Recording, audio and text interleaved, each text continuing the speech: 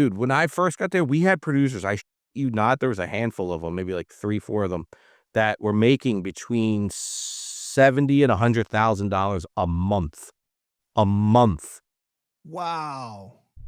Penetrate.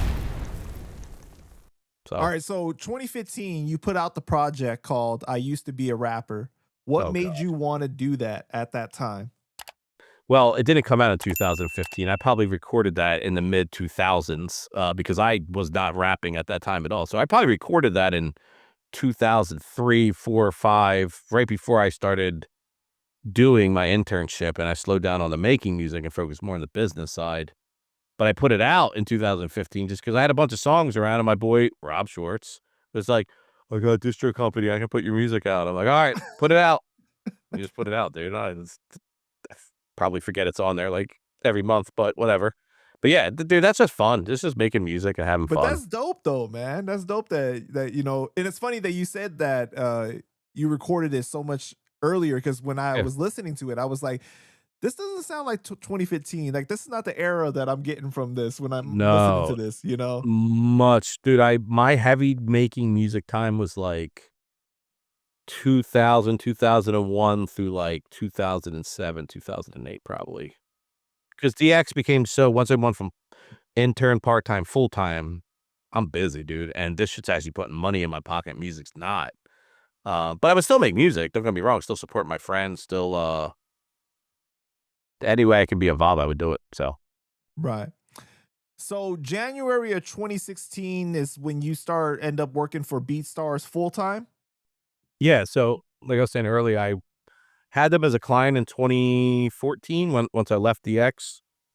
And then they did that for like 2.5 years, having them, like I said, that pivot, a few other clients, finalizing the show, and all that, right? So I was just like, this is cool, but it is a lot. So I kind of was juggling that idea. And then me and Abe had talked, the CEO of BeatStars, and he just said, would you have any interest to come on full time? So, you have those convos. What does that look like? What do you need from me? How much time? What is full time? Is it 40 hours? Is it more? Is it this? Is it that? Is it salary? Is there benefits? You look at all those things because at that time I was paying for all my health insurance on my own. So weigh the options.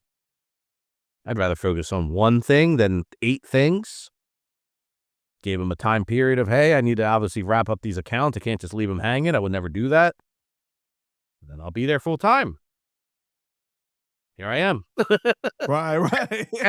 10 years later, full time still.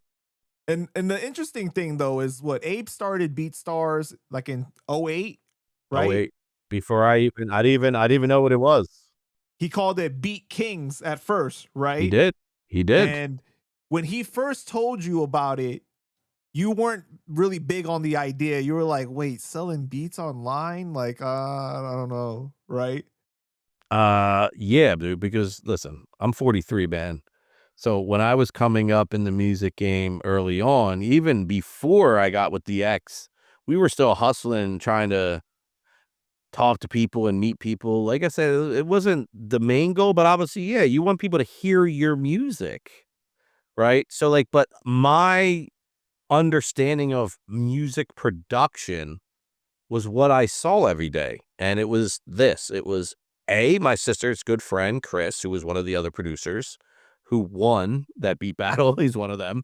He had his own studio, like an actual studio, dude, which was separate from his house, was in a basement. It was a built-in booth. He had ASRs, Triton keyboards, MPCs, vinyls. Like, dude, I was in heaven. So that's how I would see beats being made, all hardware. Computer was used too, but mostly hardware. Right. Then, no, go ahead. No, go ahead. You go ahead. I was going to say, but then the other friends I started making music with, he had an MPC 2000 XL. And then I'm like, I want to buy one. So I bought an MPC 1000, the small blue one, blue and red one, I remember. And was just buying equipment. And that's how all the beats were being made, dude. And then obviously FL Studio came around, Fruity Loops. And some of my friends started using that. And I just kind of started seeing that be made. But at the time, I didn't even know what beat leasing or selling beats online was. I didn't even know it was a thing. So Fast forward, start talking to Abe more. He had me speak on some like online conference or some type of like event or something when I was still at DX, and he was talking about what they're doing at BeatStars. I'm just like, oh, okay, look into it and go, oh, this is interesting. Like, didn't think anything of it.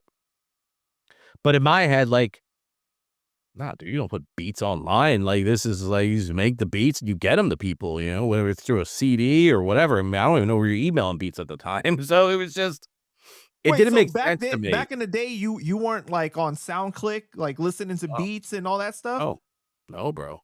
Me Wow. personally, no. I just, it, you gotta remember, if I'm at HipHopDX 2006, 7, my focus was that and social media, not who's selling beats on SoundClick. Like, I didn't even know what SoundClick was. I actually found out about SoundClick after BeatStars. I thought BeatStars was around before them, but I think they were around a little bit before. Obviously, things changed over time. But yeah, so basically, so I met Abe. I found out more about BeatStars. Cool, whatever. Wasn't the biggest fan. But working with him over the years, we got to travel a lot and spend more time together, different cities, just in having time over dinner, whatever it was.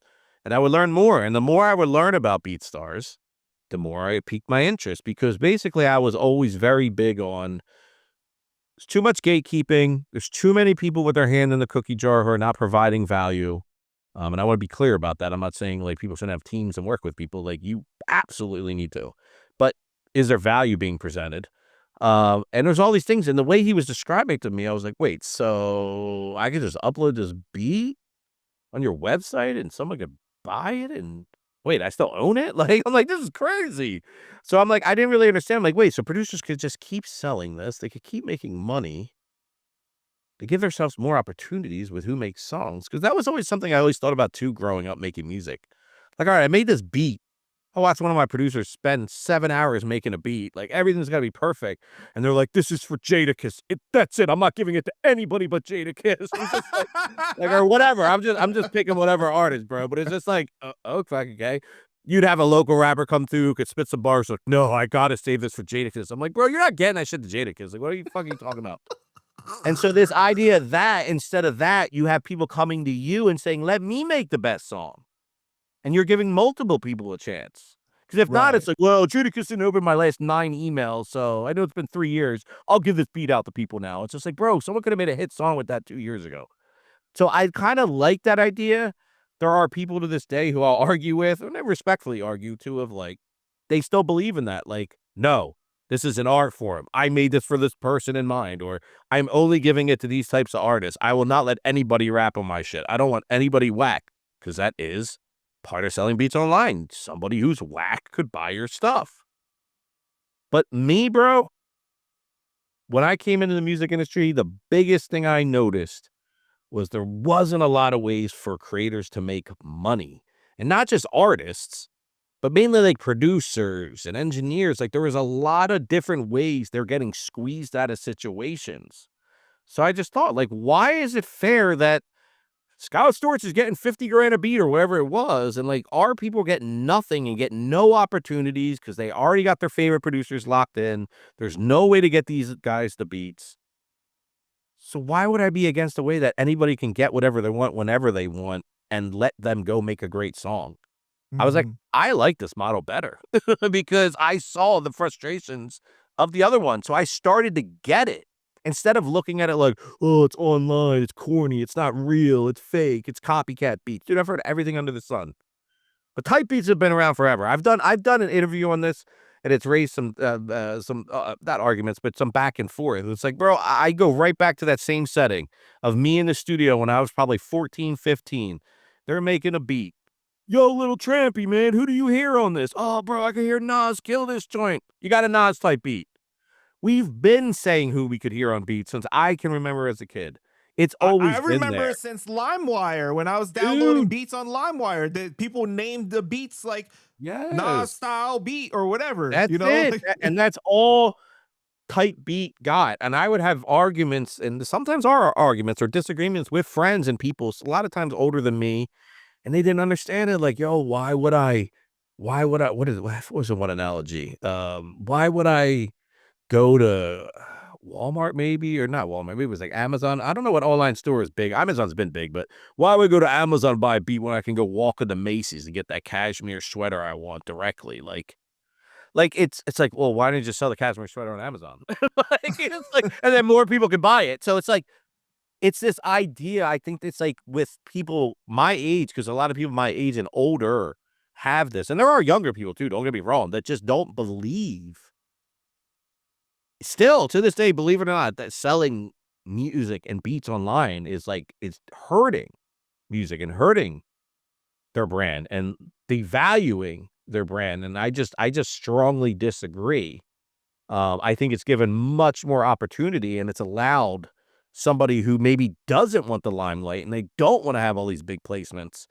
They would love to have 1,000 records, solid records out there that they can build and collect on, from publishing the masters, and they can make a career off of. Whatever it is, dude, it's just, I've seen a lot more producers be able to live off it. And I know I see posts all the time on social media and they crack me up, because it's like, I wish we could go back to the time when producers are getting $25K a beat or $50K a beat, and you have your Timbos and your Scott Storches and all that. And it's like, things have changed. It's like, it actually hasn't. What's changed is those 5 people aren't getting that much anymore, but there's thousands that are getting 5 to 10 grand a beat. So it's Right. opened up more opportunity, but from that, other people have lost business, and that is why I think a lot of people in that bracket feel that type of way. It's really what it comes down to is people are taking their business away. Yeah. And they don't want to adapt for one reason or another. But then I have a lot of people, bro, DJ Paywon is, I don't know if you know who he is, but he does a lot of content online. He's a very successful producer, being a good friend of mine for 15 plus years. Another guy, once I got him with BeatStars, same thing. All he do is placements and work in the industry and this, that, and another. Was taken advantage of a bunch of times. Like, bro, come to BeatStars. He's like, what's that? I told him, I'm not doing that shit. Same thing. And now to this day, he's one of the biggest sellers on BeatStars and talks about us all the time because he saw what it truly could do for him. And I'm not saying if he Right. did it, his career would have been over, but I'm sure the money and the help of the growth online into an e-commerce business and digital content creator together, because he's both, he's a producer and a content creator, has helped him and helped him live off his music. My goal, bro, is to try to have every creator possible be able to live off their music. And it sounds like a crazy goal, but if I can at least help and put them in the right direction, that's a win to me. And dude, there's thousands of people who are doing it right now that we work with. Lots and lots of people. So that's why I keep doing this for, man. It's great to be able to see people build careers off of this. And yeah, maybe they're not Drake or the biggest artist out there, bro, but they're paying their bills, providing for their family, and doing what they love for a living. Can't Yeah, ask for more. exactly. Rather do something you love and still make a decent amount of living and provide for yourself than do something you hate, right? And just make ends meet. But what was the biggest challenge for you at the time when you became a part of the fold of BeatStars? Well, obviously, anytime you're going from one company or multiple companies to one company, dude, it's a change. So you got to learn how to um change your time and your schedule, I guess. And then like something else that was extremely challenging at first was time zones, because I was mainly working with United States artists and United States producers, a lot of people that were local. And BeatStars market and like their user base is worldwide. So, and we have huge bases in, dude, in Russia, in literally any country you can think of, like tens of thousands of people. So that was interesting, but it was also really exciting because I've also seen people who are from places where they don't have a music industry change their lives, and now they're full-time music industry people, and you might not even know who they are, but they had a hit song that was bought on BeatStars. I mean, you look at Old Town Road, you know what I mean? Like, that was bought on BeatStars for $30, non-exclusive, buy one, get one free license from a kid who was living in the Netherlands. They never met. They made the biggest song in history, or one of the biggest songs in history. So that was a challenge, believe it or not, because it just was like, wow, I didn't realize how powerful the platform was, because it was putting people from all walks of life together and allowing the creators to go out there and make the best music possible. And then on top of it, dude, when I first got there, we had producers, I shit you not, there was a handful of them, maybe like 3, 4 of them, that were making between $70,000 and $100,000 a month. A month. Wow. Yes, bro. But now that doesn't happen. I can't get obviously into the full logistics of who makes what, but what I'll say is there's a lot. It's almost kind of like how the story I was telling on the industry, how it was like, oh, those 4 or 5 guys were getting 50 grand a beat. It kind of changed in the same format to where, yeah, those guys might not be getting 70 to 100K. They might be making 20 to 40K, but now we got thousands more that are making 5K a month, 7K a month, 8K So a it's month. spread out more. Yeah, so it's kind of, and of course, if you were making 80K a month for 2 years or even a year, and then you drop to 40, you're probably not going to be too thrilled because you're losing a lot of money, but you're still making a shitload of money. So while it might not be that appealing and exciting to those people, and I can understand their frustration, markets change, things change, more producers getting involved. Not even that, people learning how to actually run a business and how to market their stuff the proper way. But the people who are making $200 but now are making 5 grand a month, they're very happy. Talking to kids who are 20, hey, I dropped out of college, dude. I'm making 13 grand a month. I just bought my own house. It's like, wow. So it's as things change and things shift, I think it hurts some people, helps some people. But it balances out over time is what I've noticed. So it's definitely challenging in that aspect from just that.